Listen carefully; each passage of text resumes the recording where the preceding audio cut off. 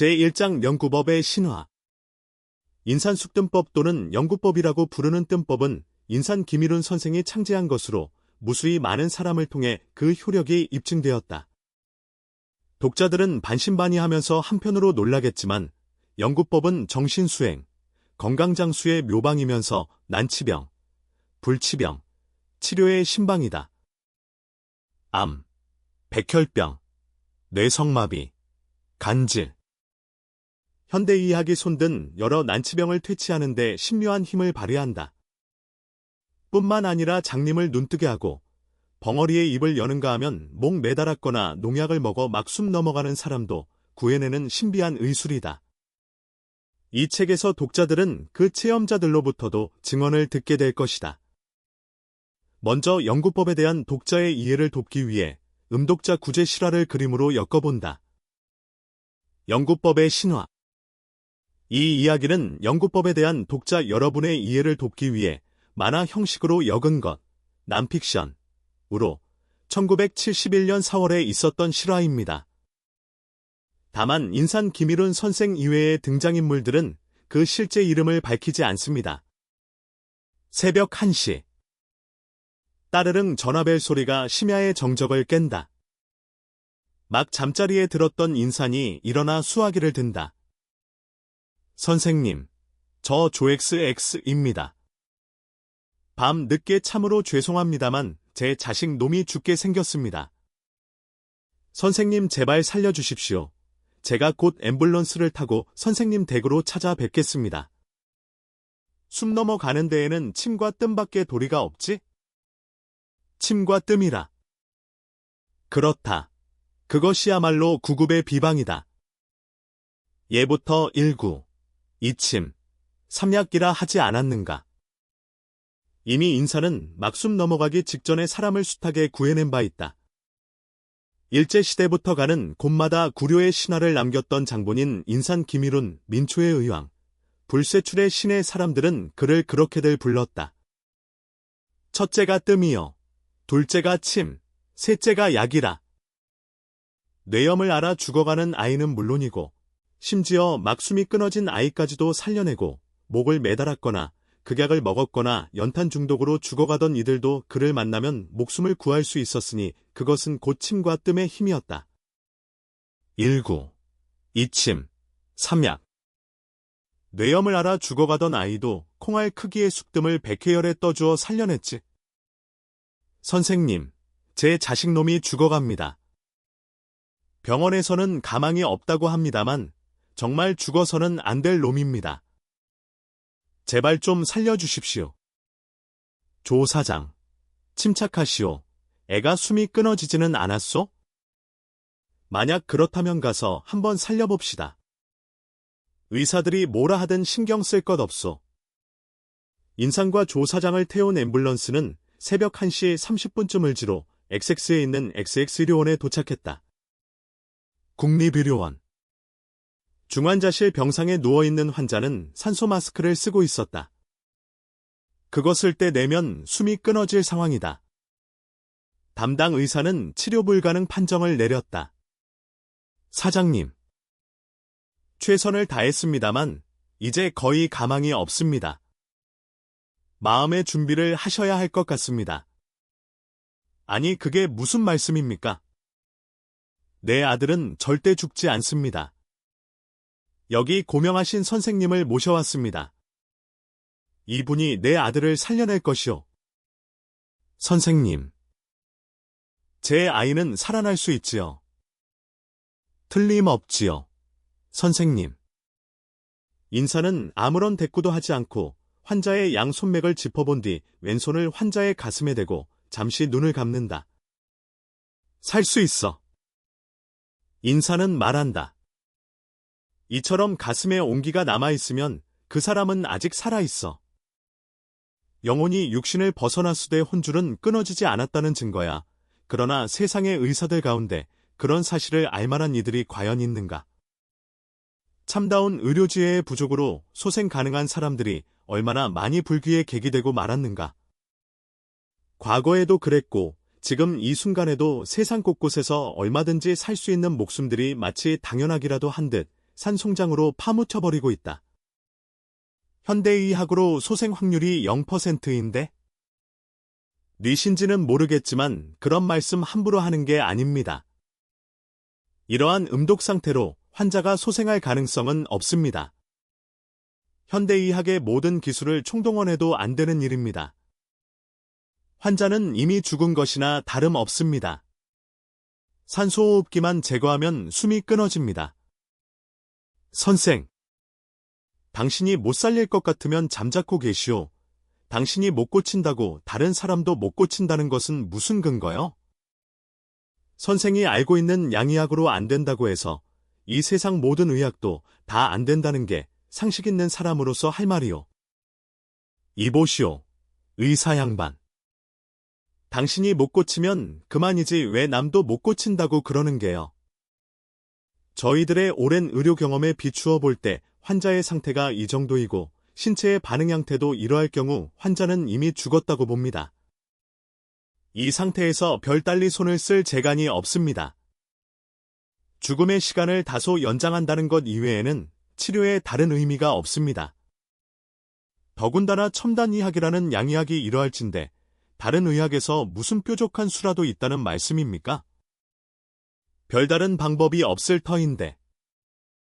허허, 나라에서 운영한다는 XX 의료원 의사들 수준이 겨우 이 정도란 말인가? 저희들을 어찌 의사라 말할 수 있는가? 서푼어치도 안 되는 100년 전에 코쟁이 의학을 배워가지고서나 어떻게 오늘의 병을 고칠 수 있단 말인가? 선생들 들으시오. 나는 이 자리에 죽어가는 저 젊은이의 생명을 구하러 왔지. 당신들과 의학 토론을 하러 온 것이 아니오. 정의 토론을 하고 싶거든 내 저 청년을 고치는 것을 보고. 반성들 좀 한 뒤에 내 집으로 오시오. 인사는 환자의 웃옷을 벗겼다. 명치뼈와 배꼽 사이를 잰 뒤에 그 중간 지점을 대침으로 콕콕 찔러본다. 혈자리를 가늠해 보는 것이다. 이런 급사 직전에 사람을 구하는 뜸자리는 중환이다. 나 기가 막혀서. 저 노인네 대체 뭐라는 건지 모르겠네? 그냥 물러서는 게 좋을 텐데 괜히 저러다 못 고치면 가족들한테 원망이나 사지. 뭘 몰라도 한참 모르는 양반이구먼. 왜 2번 죽게 해요? 이제 옆에 있던 조 사장의 딸이 나서서 울먹인다. 아버지. 의사들이 쟤는 죽는다는데 곱게나 죽도록 해야지 불로 지져서 어떻게 하겠다는 거예요. 2번 죽게 할 작정이세요? 조 사장은 시비를 없애려는 듯 일부러 딸에게 큰 소리로 나무란다. 내 이 녀석. 내가 뭘 안다고 그러느냐. 선생님께서 하시는 대로 가만히 지켜보거라. 지금부터 누구도 선생님 하시는 일에 왈가왈부하지 말 거라. 선생님은 보통 의사와는 다른 분이시니라. 그러자 처음에 인산에게 말을 걸었던 의사가 다시 나서며 인산의 시술을 제지하였다. 아무리 해도 안 되는 일을 가지고서 대체 왜 그러시는 겁니까? 여기는 저희들이 일하는 병원입니다. 의사들이 안 된다는데 노인께서 뭘 어쩌겠다고 이러시는 겁니까? 이 환자 책임질 수 있습니까?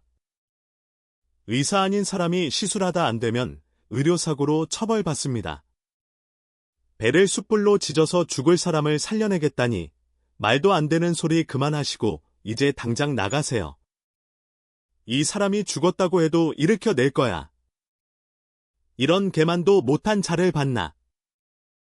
걔도 내 나이만큼 살면 머리가 열리는 법이거늘 어찌 내 놈은 그토록 무지막지하단 말이냐. 사람을 살리자는데 무슨 말들이 그렇게 많나. 의사면허가 그렇게 중요한가. 내 의사면허 준다고 했어도 안 받은 사람이다. 이것들이 사람을 알아보지 못하고 내 놈들 허튼 소리 말고 듣거라. 내 이 젊은이를 반드시 살려내겠느니라. 설령 저 이가 죽었다고 해도 그 죽은 시체라도 살릴 것이다. 명치, 중환, 배꼽, 단전. 인사는 더 이상 시간이 없다는 듯 구급방을 서둘렀다. 준비해온 약속을 뭉쳐 중환에 얻는다. 한 장 타는 시간이 15분 이상 되는 강력한 뜸장이었다. 숨 넘어가는 사람에게는 백약이 무효다. 오직 살 수 있는 길은 뜸이다. 아무 뜸이나 되는 것이 아니다. 영구법, 곧 인산이 창제한 그 신묘한 뜸만이 그러하다. 젊은이의 중환혈에 뜸장을 얹어놓고 불을 붙였다. 성냥불이 닿는 순간 약숙은 마치 기다리기라도 한 듯 빠른 속도로 타들어갔다. 배가 경련을 일으키는군. 쑥불이 거의 타들어갈 무렵. 푹 꺼져 있던 젊은이의 배가 약간 움찔하기 시작했다. 벌써 약숙의 신묘한 기운이 통하고 있는 것이다. 배 위에 있는 재를 밀쳐낸 다음 다시 올려놓자. 뜸장이 다 타자 인사는 환자의 배 위에 있는 재를 밀치고 새 뜸장을 올려놓았다. 두 번째의 숭뭉치도 연기를 뿜어올리며 불붙기 시작했다. 이따금씩 젊은이는 울컥하면서 입에 피를 머금었다. 그 피 속에는 간간이 살점이 섞여 있었다. 첫 번째 뜸장에 불이 달아오르면서 입에 고이는 피의 양이 현저히 줄더니 두 번째 뜸장에 불이 타 들어가면서는 더욱 줄었다. 뜸장을 놓은 부위는 살이 타서 지름 4cm 가량의 딱정이가 생겼다. 젊은이의 세포가 살아있다는 증거이다. 인체 내의 독성을 풀고 파괴된 부분을 재생시킬 때 쑥기운은 절실히 필요하나 지나친 화독은 방지해야 한다.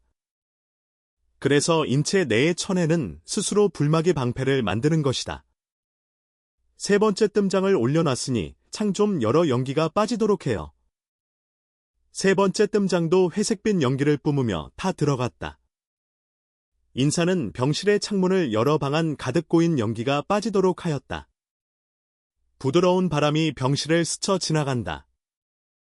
잿빛에 가깝던 환자의 얼굴이 홍조로 바뀌기 시작한다. 산소 호흡기를 제거하시오. 자! 이 아이는 이제 살아났소. 의사들은 신기한 듯 또는 겁에 질려하며 병상 곁으로 바짝 다가와 환자의 얼굴을 살폈다. 환자가 정말 소생하고 있는지를 알기 위해 숨소리를 들어보고 맥박을 재보기 시작했다. 그들의 상식으로는 도무지 이해가 가지 않았다. 7번째 불을 붙였다.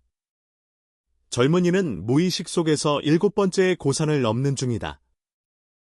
제정신이라면 죽었으면 죽었지 못 참겠다며 몸서리를 칠 젊은이가 무의식 속에서 고의 산을 저렇게 평온한 자세로 넘어가고 있는 것이다. 세상의 의사들은 이해하지 못한다.